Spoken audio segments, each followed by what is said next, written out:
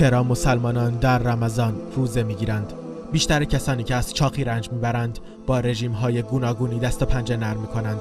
برخی از آنان به مدت چند روز فقط آب میوه یا میوه میخورند، یا از شکر و نشاسته پرهیز میکنند، یا برای مدتی از نوشیدنی‌های گازدار دست میکشند.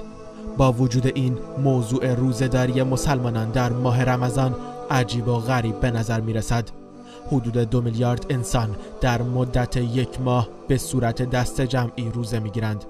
از خوردن غذا و آب و مقاربت جنسی در روزه خودداری میکنند. آیا به نظر عبادت سختی نیست؟ روح حقیقی رمضان چیست؟ تعریف عمومی روزه خودداری از خوردن غذا یا برخی از انواع آن به صورت داوطلبانه به خاطر بزرگ داشته یک روز آیینی یا به عنوان نمادی از توبه است. این عمل دینی در بیشتر ادیان جهان وجود دارد، مثل هندوئیسم، یهودیت و مسیحیت. با وجود اینکه در اغلب ادیان روزه با هدف کفاره گناهان گرفته می شود، ولی هدف اساسی آن در اسلام تقرب به خداوند متعال است. از آنجا که نظارت و پرهیزگاری خداوند شرط تحقق استقامت است، در اسلام تأکید بسیاری بر روزه شده است. از ابو امامه رضی الله عنه نقل شده که گفت: ای رسول خدا، مرا به انجام عملی دستور بده. فرمود: روزه بگیر، چون هیچ برابری ندارد. روزه سبب می شود تا فشار گرسنگی را که همه فقرای جهان احساسش می کنند احساس کنی. برای همین واجب است که هر مسلمانی بلافاصله پس از پایان ماه رمضان مقداری آذوقه به فقرا بدهد. پایه های اساسی روزه خودداری از خوردن و آشامیدن و مقاربت از صبح تا غروب خورشید در ماه رمضان است.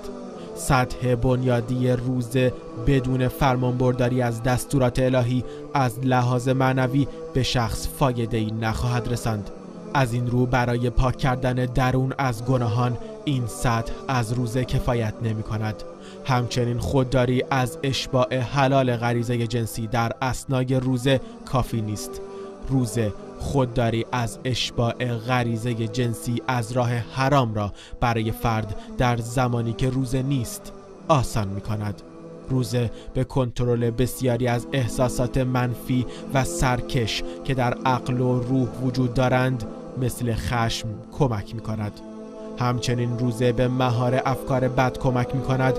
همچنین به انسان آموزش می دهد که بر بخل و طمع ورزی غالب شود. پیامبر علیه السلام در این مورد می فرماید: کسی که سخن دروغ و عمل به اقتضای آن را رها نکند، خداوند نیز نیازی ندارد که از خوردن و آشامیدنش دست بکشد. خلاصه درس‌های توسعه فردی و مدیریت زمان و منابع در تمام جهان یک چیز مهم را تبلیغ می کند: امیالت را کنترل کن و اجازه نده که امیالت بر تو مسلط شوند. ما در عصری به سر میبریم که مردم در اشباع هوس‌های خود شتاب میکنند. بسیاری چیزها هست که انسان برای ارضای فوری هوس‌هایش آنها را مصرف میکند. اینجا نقش روزه در کمک کردن به انسان در توسعه مهارت صبر و تسلط در زمانبندی و اختیار اشباع امیال روشن می شود. روزه یک عبادت ویژه بین بنده و پروردگار است.